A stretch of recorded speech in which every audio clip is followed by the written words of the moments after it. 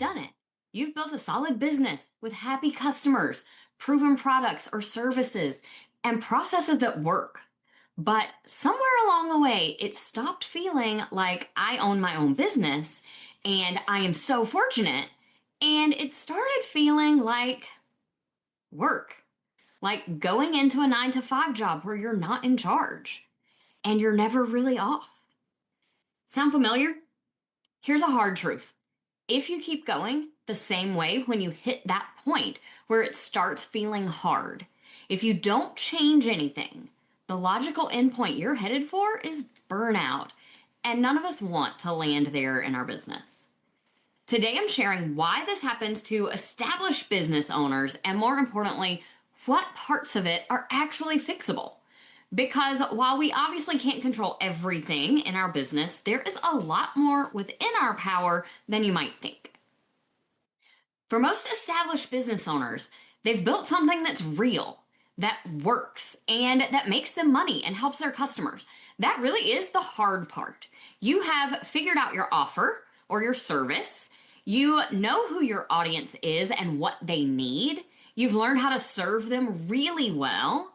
But there's a difference, and I would argue a big difference, between working well and working in a way that you can sustain long term.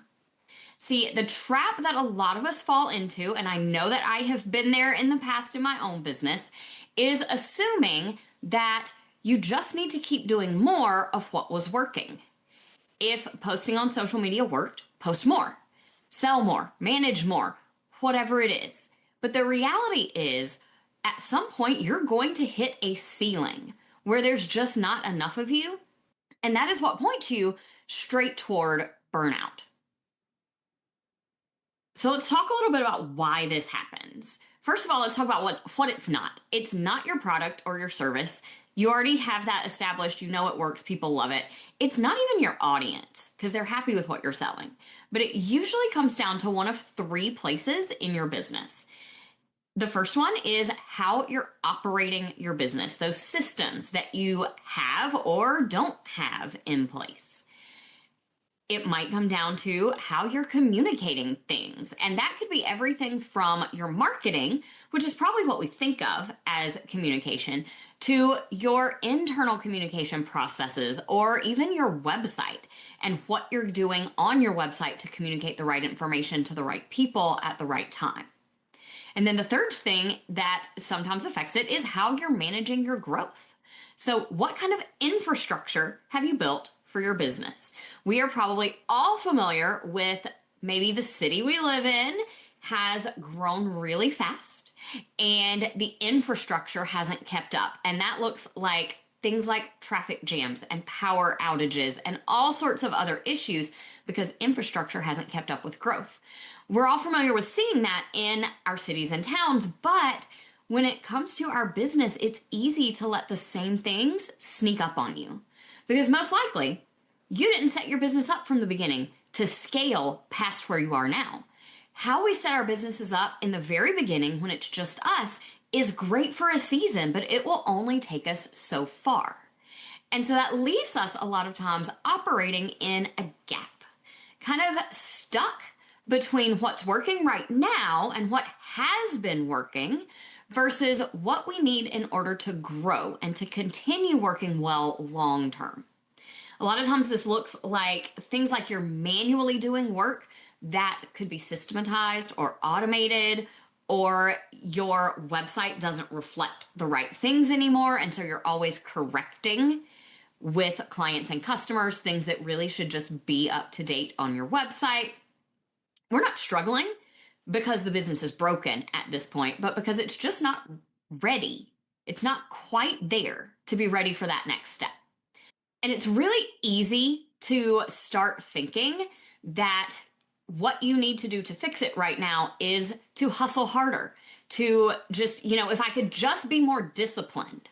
I know I've caught myself a lot of times making a to-do list that is, let's be honest, probably not really achievable in an average week with real life happening. And then telling myself, if I was just more disciplined, if I just followed my to-do list closer, if I just took less days off, if I just wanted it more, if I tried harder.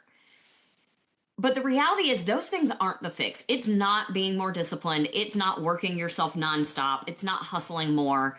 The fix for you at this point is making the right changes behind the scenes, creating those systems that turn your business into that well-oiled machine that we all wish we had. The good news is that is a problem that's actually fixable. And in a lot of cases, it's more fixable than hustle harder, be more disciplined, all of those kind of out there ideas that don't have real fixes. So instead of you personally constantly going in and tweaking and changing things on your website or reaching out to people manually to respond to emails and to try to drum up business or individually scheduling discovery calls, doing all your follow-up manually, you need a website that automates those things for you, where visitors can immediately get in touch, book calls, schedule appointments, find the things that they want to purchase without you having to intervene, where your site is running for you and driving other systems behind the scenes to make things easier and help you grow. All right, here is what you need to do this week. I want you to spend 1 week auditing your time. Don't try to fix anything yet, but just write down everything you do on a daily basis. Stick a notepad right next to your computer so you don't even have to change apps, and just jot things down as you change tasks.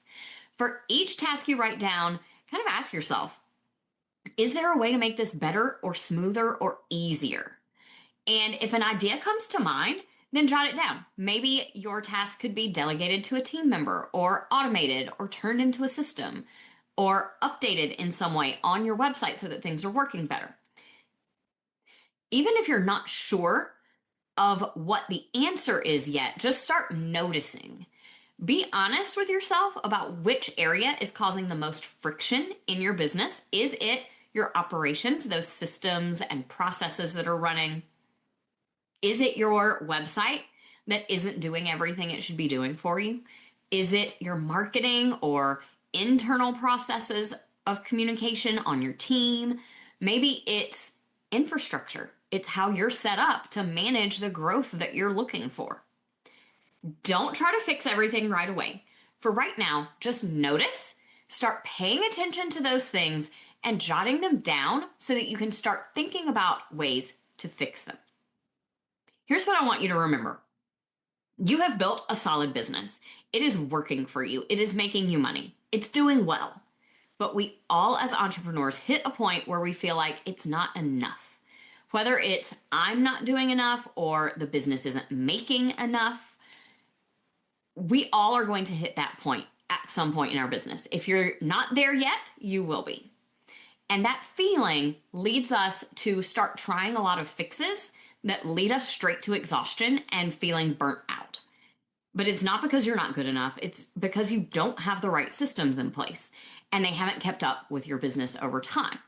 So if you're listening and you're feeling that exhaustion right now, that feeling that, you're trying so many things and it just isn't quite enough, then you are in the right place. You are not alone, and this show is for you. Next week, we are going to talk about what to actually focus on when you're at this stage in your business. Till then, remember, the solution is never to just hustle harder. It's always to work smarter and put the right systems in place. Make sure you are following the show wherever you like to listen or watch so you don't miss the next episode, and I'll talk to you soon.